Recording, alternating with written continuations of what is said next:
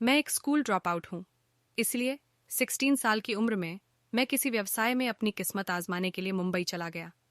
गौतम अडानी एक एंटरप्रेन्योर बनना मेरा ड्रीम जॉब है, क्योंकि यह लोगों की दृढ़ता की परीक्षा लेता है। मोदी सरकार ने किसी की मदद के लिए किसी नियम या कानून की धज्जियां नहीं उड़ाई हैं। जब मैंने बिजनेस शुरू किया था तब मेरे पास ज्यादा पूंजी नहीं था। मैं अपना काम पूरी ईमानदारी से करता हूँ। सफलता का कोई शॉर्टकट नहीं है। जब मैंने बिजनेस में कदम रखा था तब मेरी उम्र 19 साल था। मैं आज इसीलिए सफल हूँ कि मेरी नीयत सही है, मैं मेहनत करता हूँ। अडानी ग्रुप को कभी भी किसी स्पेशल ट्रीटमेंट नहीं मिला है। मैं आंकड़ों के पीछे कभी नहीं भागता और न ही कभी पैसे के पीछे। मेरी निवेश रणनीति, जो भारत के लिए राष्ट्रीय प्राथमिकता वाले क्षेत्रों पर ध्यान केंद्रित करना है, नहीं बदली है। व्यवसाय जोखिम लेने और अनिश्चितताओं और अशांति के प्रबंधन के बारे में है। सरकार से डील करने का मतलब यह नहीं है कि आपको रिश्वत देनी होगी। सरकार से डील करने का मतलब यह नहीं है कि आपको रिश्वत देनी होगी। जब आप इंफ्रास्ट्रक्चर सेक्टर में होते हैं तो आपको सरकार के साथ मिलकर काम करना होता है। या तो आप नकदी के ढेर पर बैठ जाते हैं या आप बढ़ते रहते हैं। हर आर्थिक राय मान्यताओं के एक समूह से जुड़ी होती है। Gautam Adani motivational quotes in Hindi. आज भी मैं बिल्कुल जमीन से जुड़ा व्यक्ति हूँ।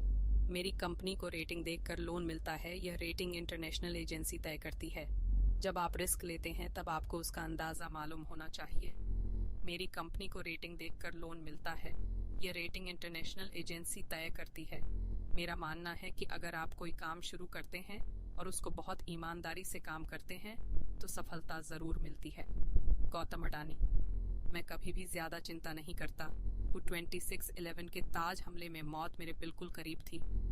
अडानी की एक खूबी यह है कि क्योंकि हम खानों, जहाज़ों, बंदरगाहों और रसद को नियंत्रित कर रहे हैं, हम अंतिम उपयोगकर्ताओं के लिए सबसे सस्ता समाधान प्रदाता हैं।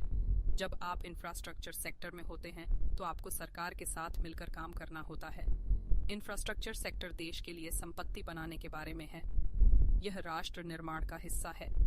मुंद्रा पोर्ट भारत में विश्व स्तरीय बंदरगाह बुनियादी ढांचे और सुविधाओं की स्थापना के लिए प्रतिबद्ध है। मेरे ऊपर लगे सारे आरोप बेबुनियाद हैं। मेरा मानना है कि अगर आप कोई काम शुरू करते हैं और उसको बहुत ईमानदारी से काम करते हैं तो सफलता जरूर मिलती है। मैं कभी भी ज्यादा चिंता नहीं करता। 26/11 के ताज हमले में मौत मेरे बिल्कुल करीब थी।